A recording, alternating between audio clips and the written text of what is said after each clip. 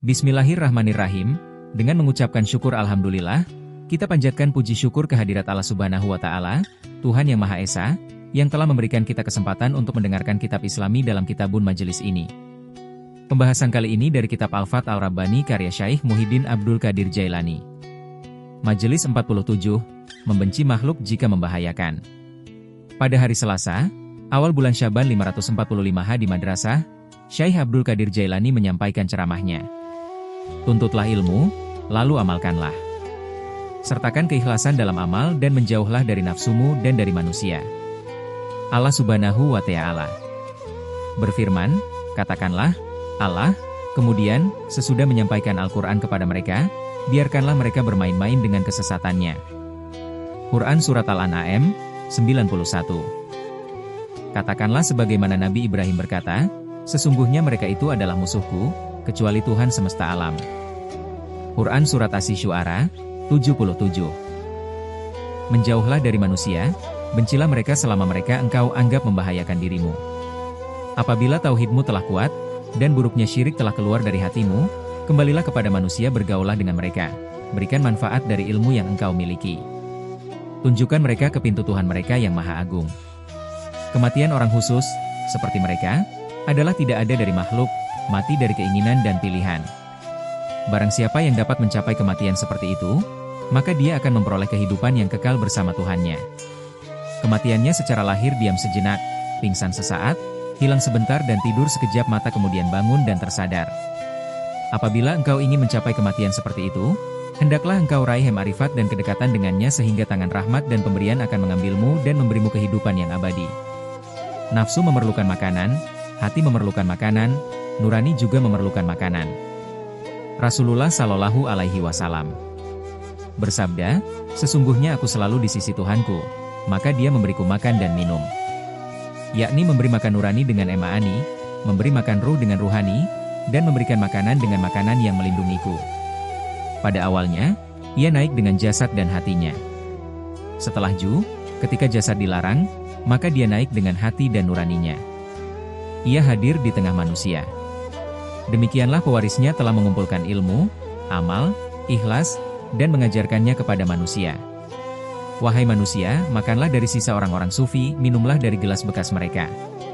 Wahai orang yang mengaku berilmu, ilmumu tidak berguna jika tidak diamalkan, amalmu juga sia-sia jika tidak diiringi dengan keikhlasan. Sebab itu hanya menjadi jasad tanpa ruh.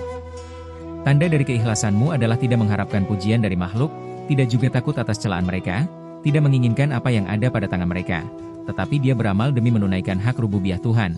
Ia beramal untuk zat yang memberikan nikmat, bukan untuk kenikmatannya, untuk raja bukan kepada kerajaannya, untuk kebenaran bukan untuk kebatilan. Apa yang ada di sisi makhluk adalah cangkang, dan apa yang ada di sisi halik adalah isi. Apabila kesungguhan dan keikhlasanmu telah benar, dan engkau senantiasa berdiri di hadapannya, maka dia akan memberimu makan dari isi tersebut, dia akan memperlihatkanmu isi dari segala isi, nurani dari segala nurani dan makna dari segala makna. Saat itulah dia akan lepas dari segala sesuatu kecuali dia, yang telanjang adalah hatinya, bukan jasadnya. Zuhud adalah perbuatan hati, bukan perbuatan jasad. Tetapi, berpaling adalah sikap nurani bukan sikap lahir, memandang kepada makna bukan kepada bentuk, dan memandang kepada halik bukan kepada makhluk. Di daerah itu engkau harus bersama Allah Subhanahu wa Ta'ala. Dunia dan akhirat seolah tidak ada bagimu, seolah tidak ada lagi sesuatu kecuali Dia.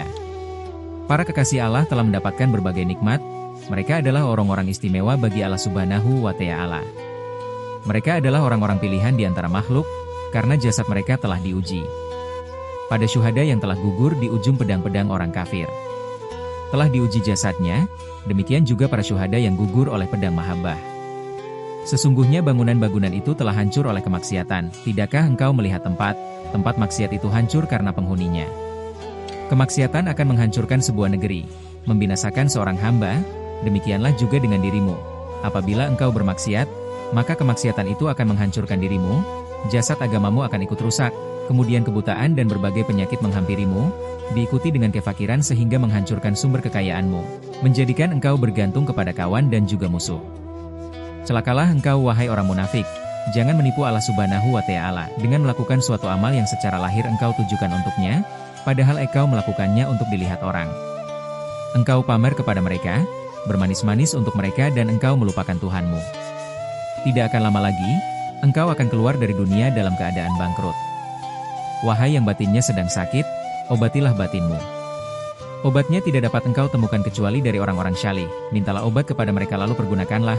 Niscaya kesehatan akan engkau peroleh, maknamu, hatimu dan nuranimu akan sehat dengan menyepi bersama dengan Tuhanmu. Engkau buka mata hatimu, lalu engkau lihat Dia, maka engkau menjadi kekasihnya yang berdiri di depan pintunya. Menjadi orang yang tidak dapat melihat segala sesuatu kecuali Dia. Maka, bagi hati yang masih menyimpan bid'ah, bagaimana dia dapat memandang Al-Haq Azza wa Jalla? Wahai manusia, ikutilah sunnah Rasul dan jangan berbuat bid'ah, terimalah ketetapannya dan jangan membantahnya, taatilah perintahnya dan jangan berbuat maksiat kepadanya, murnikanlah ibadahmu dan jangan menyekutukannya. Esakanlah Allah Subhanahu wa Ta'ala. Jangan pergi dari pintunya, jangan memohon kepada selain Dia. Minta pertolonganlah kepadanya jangan kepada selain Dia, tawakallah kepadanya jangan kepada selain Dia. Dan engkau wahai orang-orang yang istimewa, pasrahkanlah dirimu kepadanya, ridhalah atas pengaturannya, sibukkanlah dirimu dengan berzikir kepadanya tanpa mengajukan permintaan. Tidakkah engkau mendengar firman-Nya pada sebagian kitabnya, barang siapa yang sibuk berzikir kepadaku sehingga tidak sempat meminta kepadaku, maka aku akan memberikan sesuatu yang lebih utama dari hal yang pernah dipinta oleh mereka yang meminta. Hadis riwayat Tirmidzi. Wahai orang yang sibuk dengan zikir kepadanya, dan orang yang retah hatinya untuk Dia, tidakkah engkau rela menerima pemberiannya, yaitu Dia akan mendampingimu. Pada sebagian firman-Nya Allah Subhanahu wa Ta'ala menyatakan, aku menjadi pendamping bagi orang-orang yang berzikir kepadaku. Allah juga menyatakan, aku bersama dengan orang-orang yang pecah hatinya karenaku. Wahai muridku, zikirmu menjadikan engkau dekat kepadanya, membuat engkau dapat memasuki rumah dan berdekatan dengannya. Engkau akan menjadi tamunya. Seorang tamu akan dimuliakan, apalagi tamu bagi sang raja. Sampai kapan engkau tidak menghiraukan kerajaan ini karena terlena oleh kerajaan dunia? Tidak lama lagi, apa yang engkau miliki akan terpisah darimu, sebentar lagi engkau akan sampai ke akhirat dan di sana engkau akan mendapati bahwa dunia seolah-olah tidak ada dan akhirat tidak sirna. Janganlah engkau melarikan diri dariku karena kefakiran tanganku. Sesungguhnya aku tidak membutuhkan kalian, bahkan tidak seorang pun dari timur hingga barat yang aku butuhkan. Sesungguhnya aku hanya ingin menjalin hubungan denganmu demi kemaslahatan kalian. Jangan berbuat bid'ah dan menjadikan hal baru dalam agama Allah Subhanahu wa Ta'ala. Karena hal itu sama sekali tidak ada sumbernya.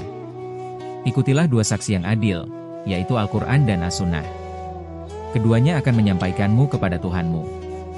Adapun yang menjadi saksi atas bid'ah yang engkau lakukan adalah akal dan hawa nafsu, tentu itu akan menyampaikan engkau kepada neraka dan mempertemukan engkau dengan Fir'aun, Haman, dan pasukan-pasukannya.